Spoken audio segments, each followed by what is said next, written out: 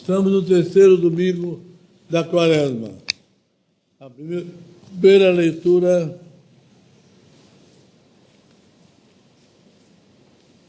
é extraída da carta de São Paulo aos Efésios. Irmãos, sede imitadores de Deus como filhos muito amados, e andai no amor, como Cristo nos amou e se entregou por nós a Deus, como oferenda de suave odor. A imoralidade, porém, e toda impureza ou avareza nem sequer seja citada entre vós, como a santos convém. Nem palavras vergonhosas, nem loucas, nem leviandades que não têm cabimento. Rendei antes ação de graças, porque ficais sabendo e entendendo bem que nenhum homem impuro, imoral ou avarento, porque é mesmo que sujeito aos ídolos, tem herança no reino de Deus. Ninguém vos seduza com palavras inúteis, porque por essas coisas vem a ira de Deus sobre os filhos rebeldes. Não sejais, portanto, companheiros deles. Outrora eres trevas, mas agora sois luz do Senhor. Andai como filhos da luz. O fruto da luz consiste em toda a bondade, justiça e verdade.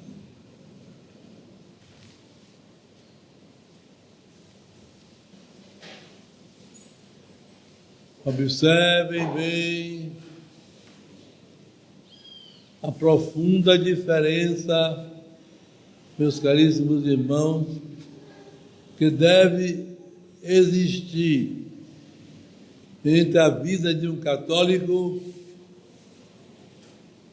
e a vida do não católico. São Paulo, mais uma vez, insiste na castidade, no combate à imoralidade, não só atos, mas também palavras. Muitas vezes, pessoas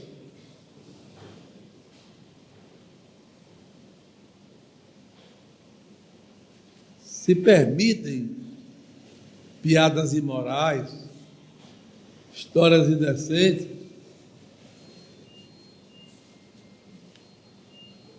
muitas vezes. E basta isso para mostrar que ela não está se importando com viver nem levar outros a viverem uma vida santa.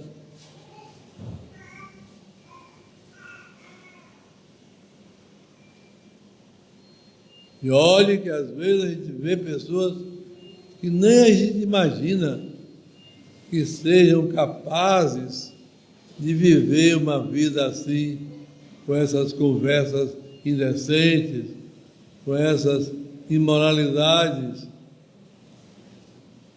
com essas piadas, ou pelo menos com os xingamentos que não cabe de forma nenhuma a um católico. Se ele se lembra que ele, confessado, perdoado pela Santa Confissão, pode se aproximar da hóstia consagrada e receber Nosso Senhor, como pode a mesma língua que recebe Nosso Senhor da hóstia consagrada soltar nomes? Como pode? Então, São Paulo chama a atenção. Quem assim procede não está fazendo o que deve, isto é, ser imitador de Deus na santidade.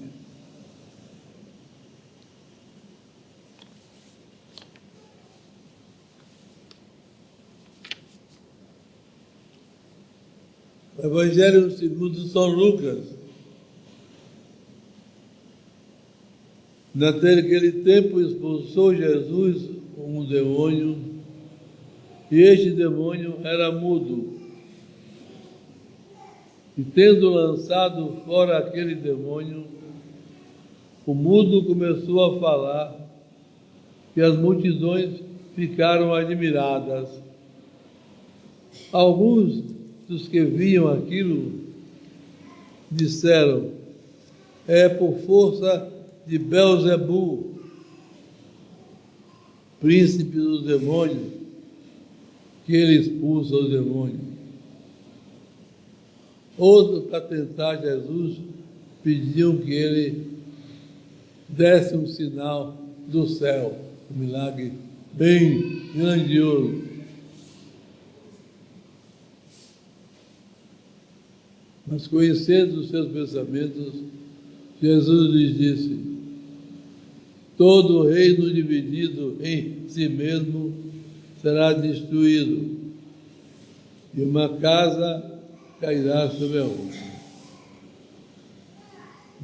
Se então Satanás está em desacordo uns com os outros,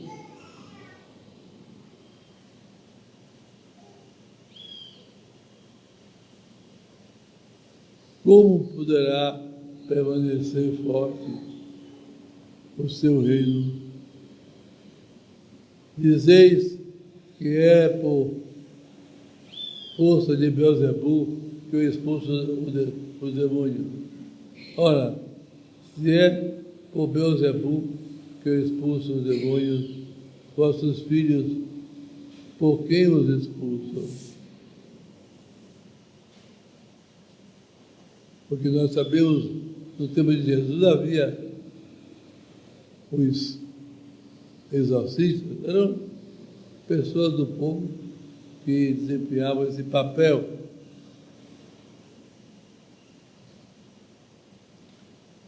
E eles, Jesus pergunta a esses críticos, eles, é por força de Belzebu que eles expulsam?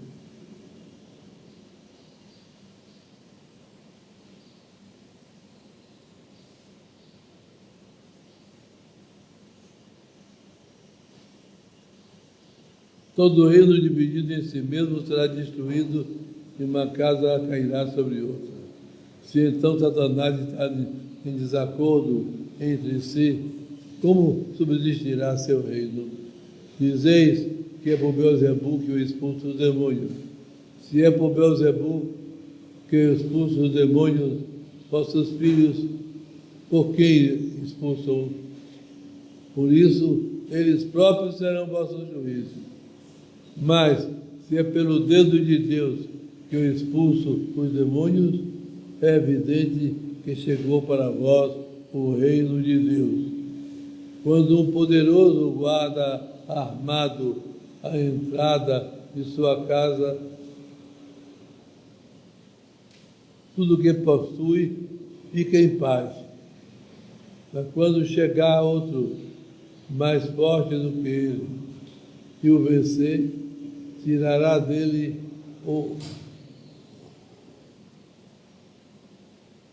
todas as suas armas em que ele confiava e distribuirá os seus despojos. Quem não está comigo está contra mim, e quem não recolhe comigo espalha. Quando o espírito imundo sai de um homem, anda por lugares ruins, desagradáveis, áridos, buscando repouso, mas não encontrando, diz: voltarei para minha casa de onde saí. E quando chega, encontra a casa varrida e adornada, e vai tomar com ele outros 7 espíritos, piores do que ele, e entrando ali, fazem morada E o último estado desse homem se torna pior do que o primeiro. E quando ele falava assim, uma mulher levantando a voz no meio do povo lhe disse: bem-aventurado o ventre que te trouxe e o peito que sugaste. Ele, porém, respondeu: bem-aventurados antes aqueles que ouvem a palavra de Deus e a põem em prática.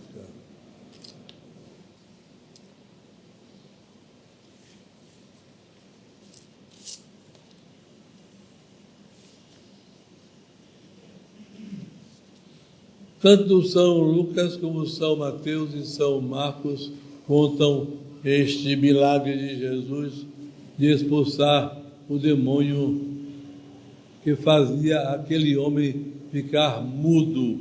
São Mateus explica que não somente o homem possuído daquele demônio estava mudo, mas estava também cego. Era, portanto, uma pessoa que vivia no mundo, mas profundamente isolada, que nada via, nada ouvia, nada falava.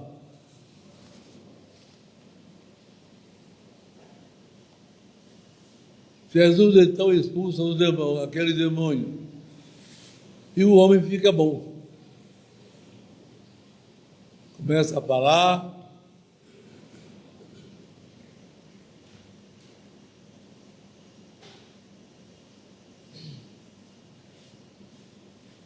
começa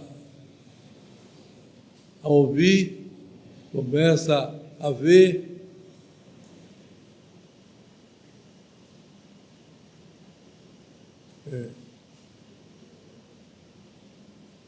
Está curado.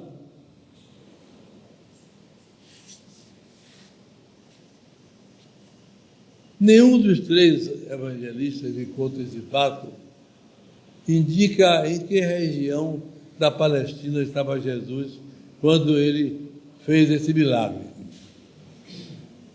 São Lucas parece indicar a Palestina. São Mateus e São Marcos parecem indicar a Galileia. Não importa.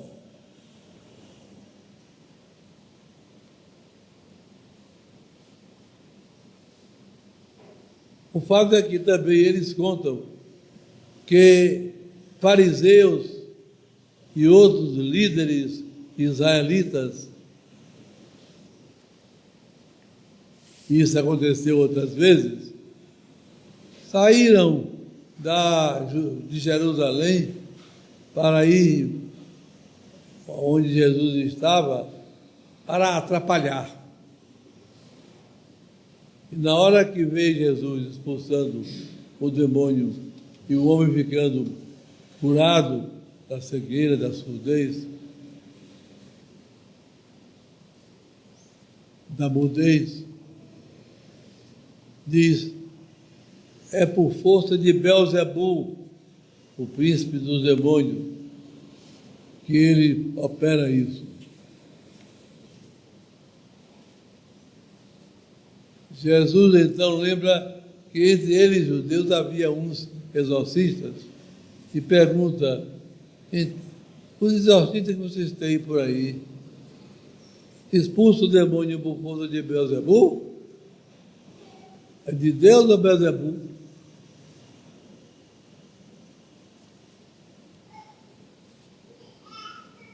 E dizendo que eu expulso por Belzebu, vocês deixam de crer em mim e não compreendem a nova realidade. Expulsando o demônio, eu passo a reinar naquela alma, naquele ambiente. Passo a reinar.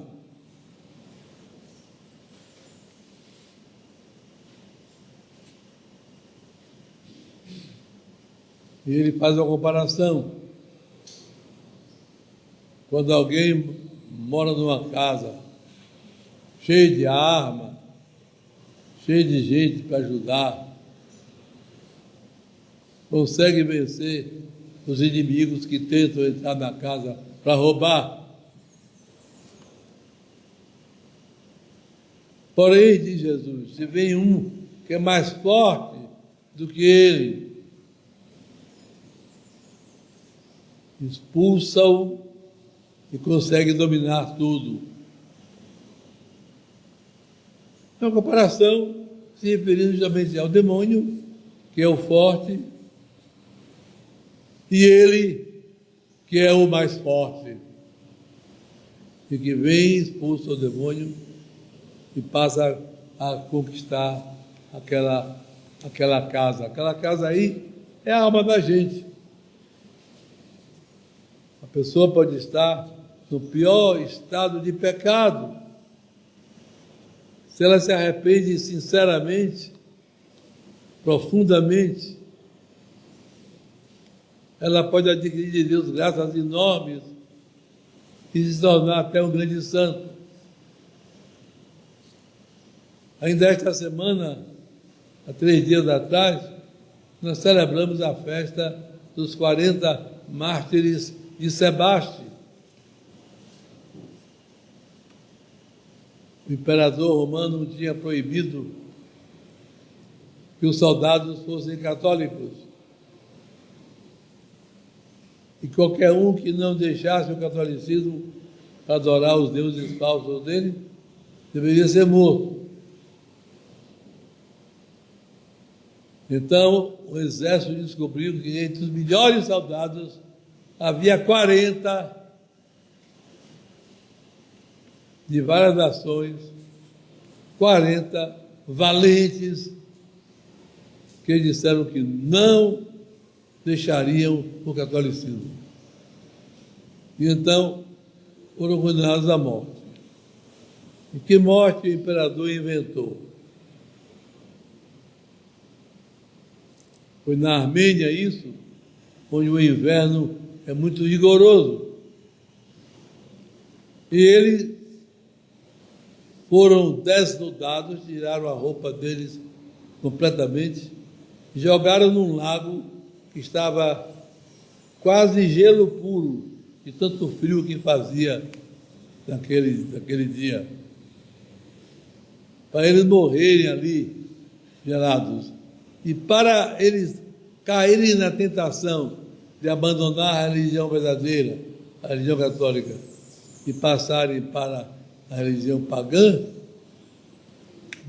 colocaram fogueira na beira do lago, ao redor, com água quente, água esquentando na fogueira. E assim, enquanto eles estavam ali, sofrendo horrivelmente o gelo, estava ali juntinho, água quente. Era só dizer: eu não sou católico, eu renuncio à religião, e tirado dali e colocado para tomar o banho quente e se salvar. Entre os 40, coitado, vendo aquela água quente, abandonou o catolicismo e foi recebido e levado para tomar o banho quente. Mas o choque entre o gelo muito grande em que ele estava e a água quente fez com que ele morresse no banho. Morreu no banho, aquele infeliz. Ora, havia ao redor do lago soldados tomando conta daqueles mártires. E um soldado que estava de folga naquela hora se estirou no chão, colocou de uma cabeça em cima de uma pedra na beira do lago e pegou no sono. No sono ele viu aparecerem no céu anjos que vinham do céu, com túnicas brancas muito bonitas e com coroas também muito bonitas. E esses anjos vieram e vestiram cada um dos 39 que um tinha abandonado. Ele então pensou: 39? Se ofereceu como católico para morrer também com os outros, completando de novo o número 40. No começo do martírio, aqueles 40 tinham pedido a Deus que não permitisse que não entrasse no céu 40. Não permitisse que diminuísse o número de um sequer. E assim aconteceu que esse soldado não foi batizado, mas sofreu o martírio, sofreu aquilo que a gente chama batismo de sangue.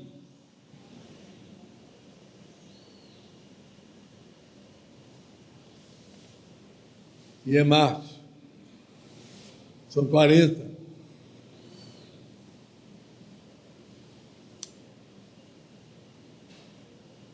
Uma bela história daqueles que se mantêm fiéis a Jesus Cristo.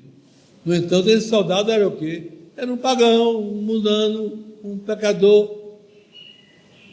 Mas se converteu. E convertendo-se pelo sangue de Nosso Senhor, ele foi perdoado. Não é isso? Foi perdoado.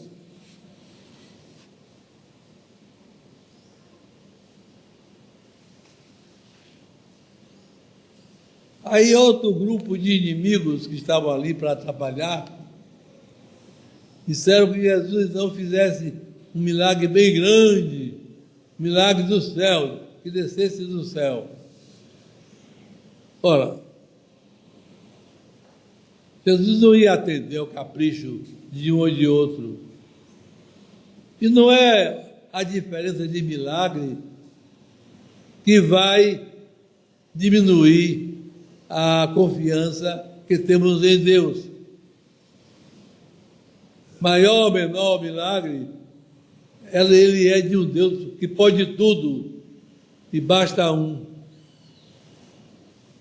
Nosso Senhor não deu atenção a eles, a esses pedidos que eles faziam.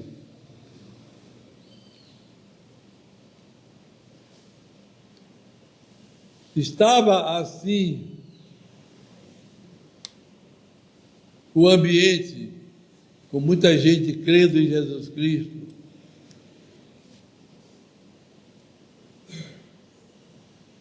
Nosso Senhor recorda, dá uma lição.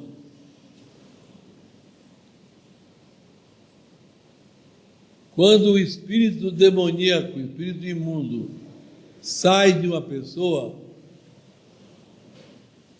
fica incomodado. Por essa palavra de Jesus, dá a impressão de que quando o demônio se aposta de uma pessoa, ele sente um pouquinho de alívio.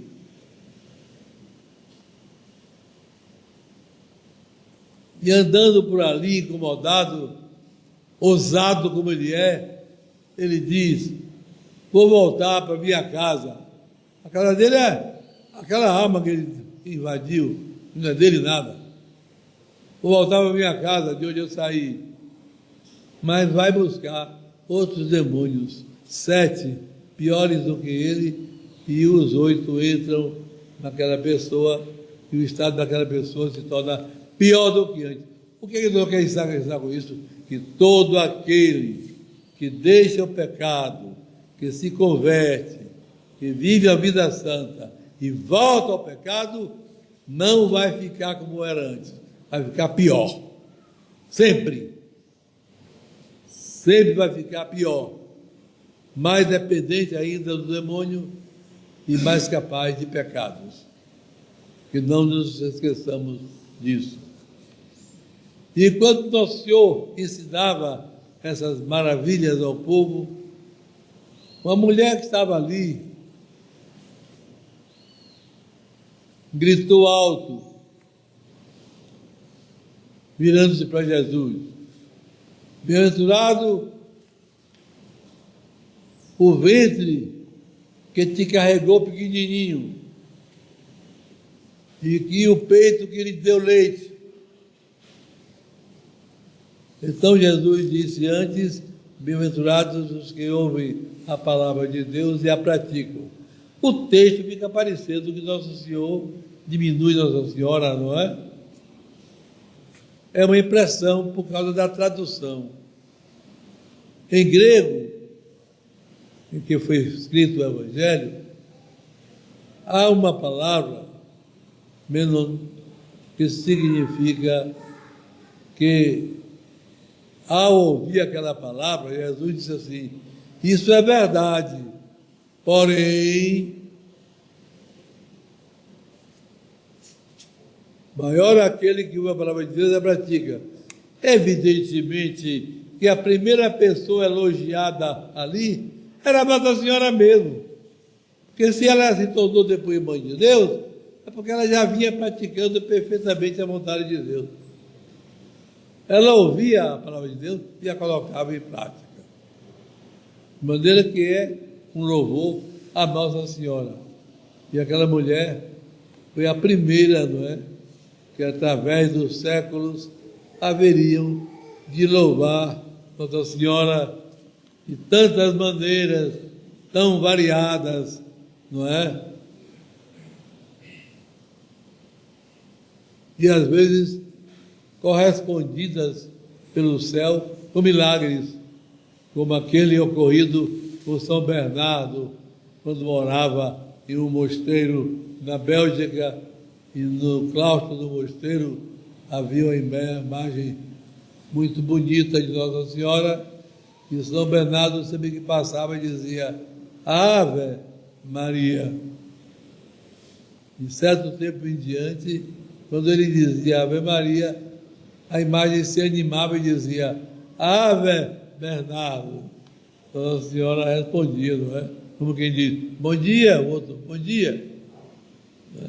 Nossa Senhora respondia àquela bondade, aquele amor que o grande São Bernardo, devotíssimo de Nossa Senhora, tinha a ela, com a bondade dela, que nunca ninguém recorre a ela à toa. Nunca.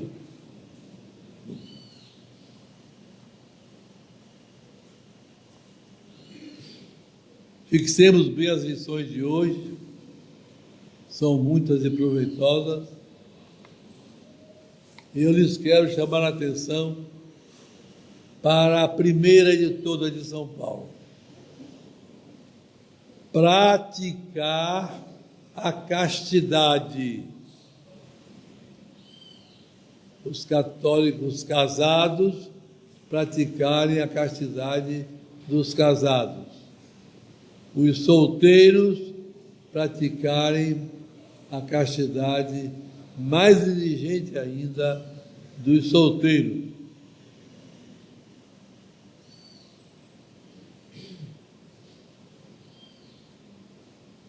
E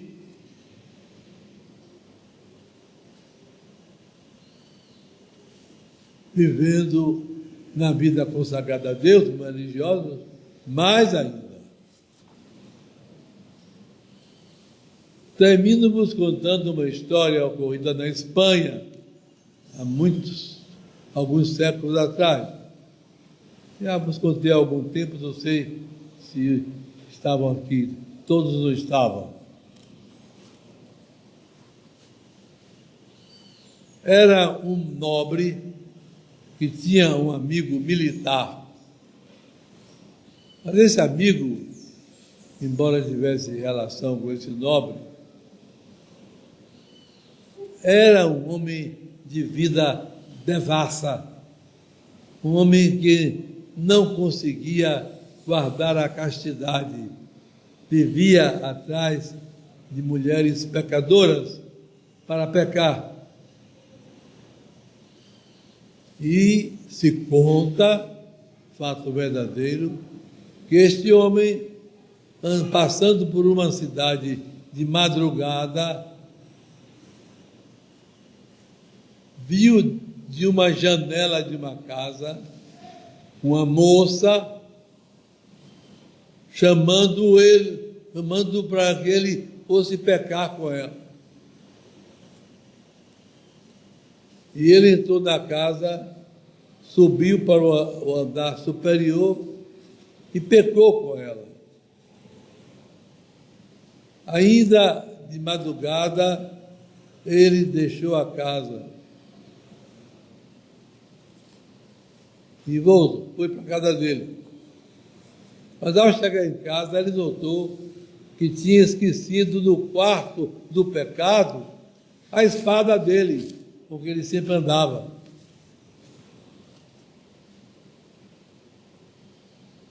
Aí voltou para a casa do pecado e chegando lá, bateu na porta, bateu. Ninguém atendia, era uma casa muito velha. Os vizinhos disseram: ninguém mora aí há muitos anos. Há muitos anos que ninguém mora nessa casa. Não, mas eu estive aí esta noite e esqueci minha espada lá em cima no quarto. O pessoal, esse homem está doido. Está trancada há anos. Mas ele tanto insistiu que acabaram achando o administrador da região que tinha a chave da casa. Abriram a porta e ele subiu as escadas cheias de poeira e no caminho ele notou, com alguns com ele, e no caminho ele notou na poeira a marca do sapato dele subindo na véspera. Chegando lá no quarto, ele viu no canto da cama a espada dele. Pegou a espada e trouxe, mas ficou com essa graça de Deus, ficou impressionado, se arrependeu daquela vida miserável que levava, se confessou, passou a viver como católico, mas não demorou muito naquela nova vida, porque depois de alguns dias de vida convertido, ele largou tudo e foi ser monge.